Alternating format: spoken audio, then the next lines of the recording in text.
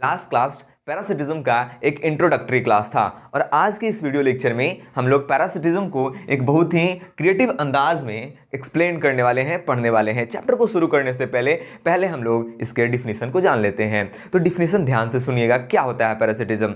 Definition ये कहता है कि it is the association between the two individuals of a species in which a smaller is benefited and the larger is harmed.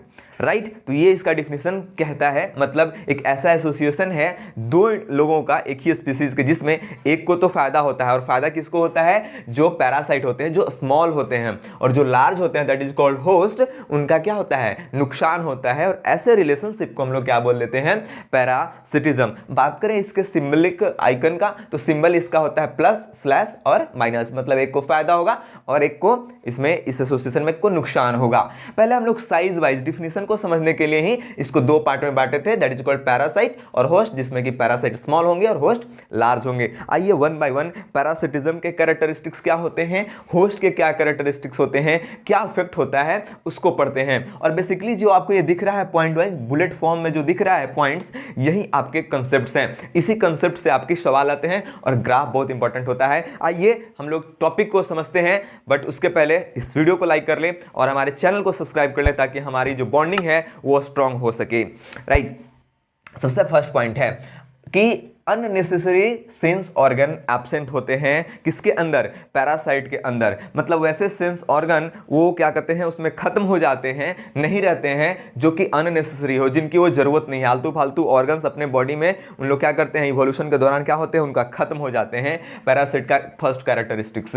अगला है adhesive organ present होते हैं। Adhesive organ मतलब कि चिपकने वाले ऑर्गन्स प्रेजेंट होते हैं ताकि वो होस्ट पर चिपकने का काम करे। राइट, लीवर, फ्लूइड वगैरह उनका जो ऑर्गन्स होता है, माउथ होता है, वो शक्कर की तरह होता है, वो चिपक जाते हैं ताकि होस्ट पर अपना पकड़ बनाए रखें। तो यहाँ पे एडहेसिव ऑर्गन प्रेजेंट होते हैं। डाइजेस्टिव सिस्टम या तो एब्सेंट होते हैं या बहुत सिंपल टाइप के होते हैं। अब आप सोच रहे होंगे कि जो डाइजेस्टिव सिस्टम है वो एब्सेंट क्यों है, क्या इसके डाइजेशन की जरूरत नहीं पड़ती है? तो बिल्कुल भी नहीं पड़ती है। क्यों पड़ेगी इसकी जरूरत है? अगर हम बात करें अपने इंटेस्टाइन की, तो हमारे इंटेस्टाइन में जो भी फूड खाते हैं तो इंटेस्टाइन में तो उसका क्या हो जाता है, डाइजेशन कंप्लीट हो जाता है। और मेनली इंटेस्टाइन में ही ह्यूमन के क्या होते हैं, बहुत सारे पैरासाइट्स रहते हैं, तो डायरेक्टली उस डाइजेस्टेड फूड को ही क्या कर लेते हैं, अपने माउथ से एब्जॉर्ब कर लेते हैं। ऑलरेडी वो जो फूड है वो कॉम्प्लेक्स फॉर्म से सिंपल फॉर्म में टूटा हुआ है, तो उसको वापस से पचाने की जरूरत ही क्या है? तो इसलिए अपने डाइजेस्टिव सिस्टम को ही बहुत ही सिंपल रखते हैं या फिर हटा ही देते हैं ये पैरासाइट्स। अगला है मॉर्फोलॉजिकली और एनाटॉमिकली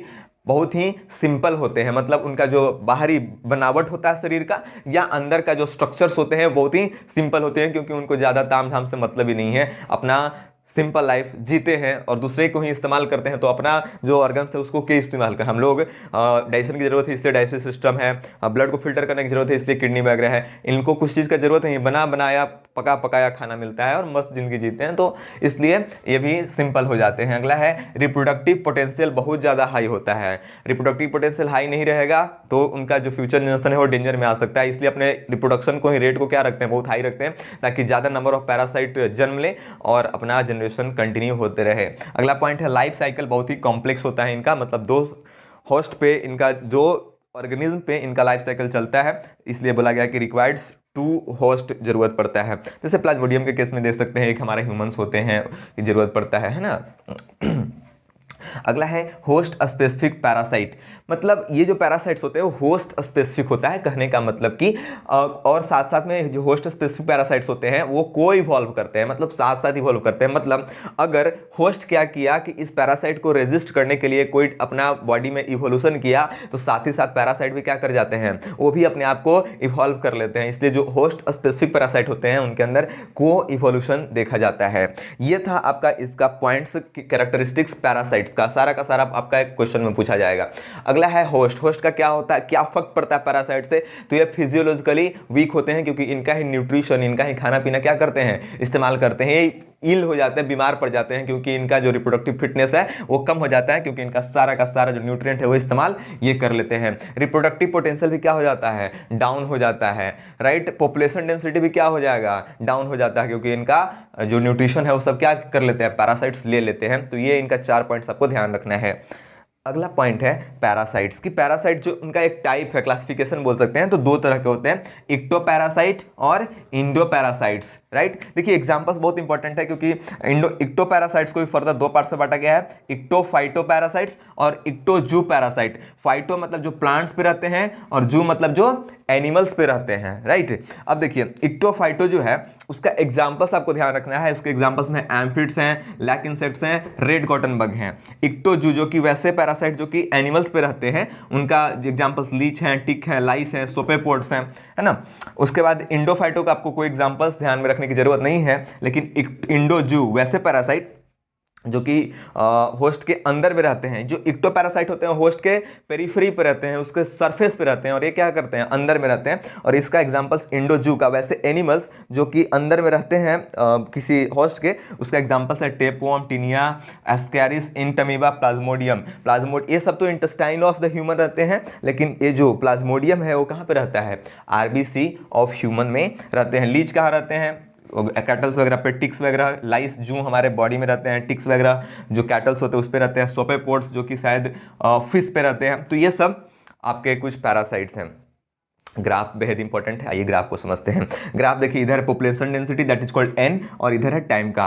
अब देखिए यहाँ पे ए स्पीसीज है और ये बी स्पीसीज है। देखिए अगर ए स्पीसीज का जैसे ही पॉपुलेशन डेंसिटी बढ़ना शुरू हो गया तो बी स्पीसीज का मतलब कि बी स्पीसीज मान लीजिए होस्ट है, तो इसका जो पॉपुलेशन डेंसिटी हो क्या होने लगता है, कम, क्योंकि इनका सारा न्यूट्रिएंट कौन इस्तेमाल करने लगा है, पैरासाइट्स इस्तेमाल करने लगे हैं। अगर अब उसी तरह से ग्राफ को आगे बढ़ाते हैं, अगर बहुत ज़्यादा यहाँ पे बी का पॉपुलेशन डेंसिटी डाउन होने लगा है तो ए का एक समय ऐसा आता है कि पॉपुलेशन डेंसिटी कहाँ पे चले गए हैं, मैक्स पे चले गए हैं। और उसी तरह से अगर इनका पॉपुलेशन डेंसिटी घटने लगा है ये स्पीसीज का, तो बी का पॉपुलेशन डेंसिटी अपने आप क्या होने लगेगा, बढ़ने लगा, क्योंकि आपस में इंटर रिलेटेड होते हैं। एक और ग्राफ आता है आपके एग्जाम में कि कुछ इस तरीके का ग्राफ दे देता है कि ये टच नहीं करते, क्रॉस नहीं करते, तो ये ग्राफ भी अगर दे करके आपको पूछा जाए कि किस तरह का, ये किस चीज का ग्राफ है, तो आपका आंसर क्या जाएगा, ये कि पैरासिटिज्म का ही ये ग्राफ है। तो ये दो ग्राफ आपको ध्यान में रखने हैं। तो ये था बेसिकली ये पैरासिटिज्म का कंसेप्ट, ठीक है। अब कुछ छोटे छोटे टॉपिक्स बच जाते हैं, जैसे कि हाइपर पैरासिटिज्म, ब्रूड पैरासिटिज्म, होलो पैरासाइट, हेमी पैरासाइट। ये एक तरह से बोल सकते हैं कि जनरल नॉलेज की बातें हैं, याद करने वाली सेक्शन ज़्यादा है इसमें, जो कि मैं आपको नेक्स्ट वीडियो में लेक्चर में आपको एक्सप्लेन कर दूंगा, क्योंकि आप भी जानते हैं मैं ज़्यादा लंबी वीडियो नहीं बना सकता हूँ, क्योंकि हमारे पास रिसोर्सेज लिमिटेड हैं और वीडियो अपलोड नहीं कर पाता हूँ अगर वो बहुत ज़्यादा हो जाता है बस। लेकिन आपका सपोर्ट रहा तो आने वाले टाइम में मैं फिर से बोल रहा हूँ कि आपके लिए लॉन्ग वीडियोज़ जरूर लाऊंगा। मिलते हैं गाइज नेक्स्ट वीडियो में। एक बार फिर से आपको याद दिला देना चाहता हूं कि हम बहुत ही आपके लिए डेडिकेटेड फॉर्म में आपके लिए वीडियोस ला रहा हूं, पिक्टोरियल डायग्राम्स में, ठीक है। तो इस चैनल को आप सब्सक्राइब कर लें ताकि हमारी जो बॉन्डिंग है वो स्ट्रॉन्ग हो सके, और ताकि मैं जो भी वीडियो आऊँ तो उसको वो आपके पास सबसे पहले पहुँच जाए। और इंस्टाग्राम भी इसी नाम से, इनफॉर्मल साइंस के नाम से मेरा इंस्टाग्राम पेज है। वहाँ पर मैं आपको कुछ IGTVs वीडियोज़, कुछ मोटिवेशनल बातें, या फिर कुछ बायोलॉजी जो आपके सिलेबस से उस कार्टून फॉर्म में रहते हैं, तो कुछ कंसेप्ट होता है उस तरह के वहाँ पर जो वीडियोज़ हैं या फिर जो इमेजेस हैं उसको पोस्ट करता हूं, ताकि आपका जो लाइफ है वो अपार्ट फ्रॉम स्टडी भी इंप्रूव हो सके। तो उसको भी जाकर के आप फॉलो कर सकते हैं। मिलते हैं गाइस नेक्स्ट वीडियो में, तब तक अपना ध्यान रखें। Thank you.